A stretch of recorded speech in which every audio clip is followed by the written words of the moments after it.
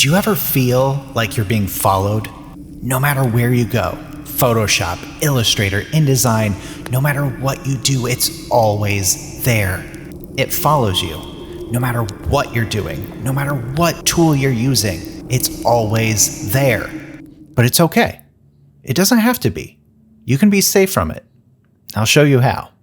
We're talking about the Contextual Task Bar, and specifically, how to hide it. So to start out with, we can see our Contextual Task Bar down here at the bottom of our document.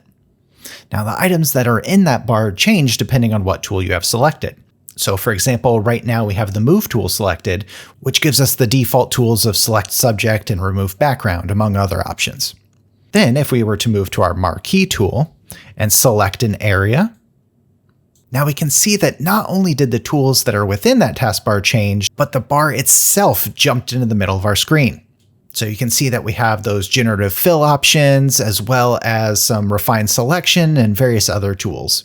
And again, I can't reiterate this enough, it is right in the middle of our screen. The same thing happens if we use our crop tool.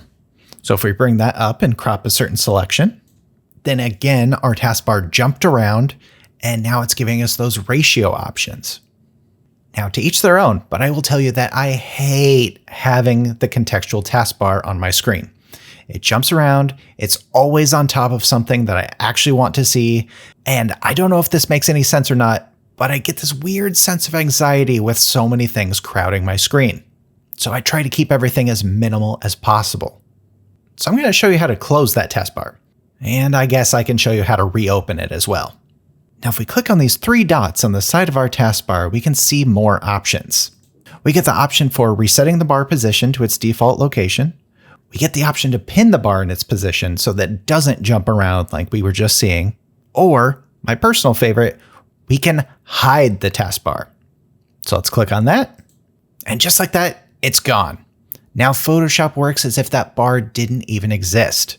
But don't worry, you still get all of those options up at the top. So for example, if we again select our Marquee tool, then we can see that the Select and Mask option is already there up at the top.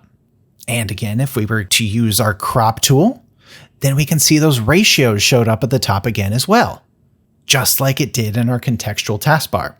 So we really don't need it. But if we did, let's say we wanted to bring it back for some reason. I can't imagine why, but let's pretend. So to do that, we can go back up to the top and select Window. And then here, all the way down towards the bottom, we have Contextual Taskbar. So if we click that, we see it comes right back up. So it's never really gone forever. Now over here in Illustrator, everything works exactly the same way. Right now we have the Move tool selected, so we can see the Draw and Generate Vectors options are highlighted down at the bottom. But then if we move to our Rectangle tool, we can see that those options went away until you actually draw a rectangle. And now it shows back up and again jumps right into the middle of our screen. But once again, we can click on those three dots, same as before, and we get those same options, including the option to hide the bar. So of course, let's do that.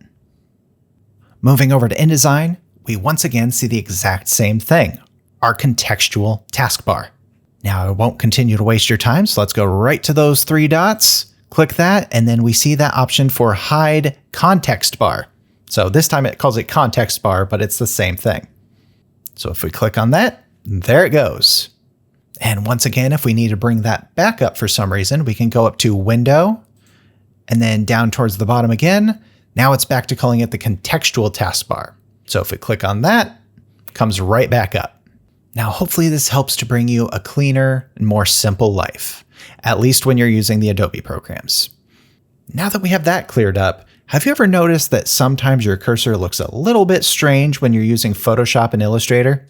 I have a video right here to tell you why that happens and how to fix it.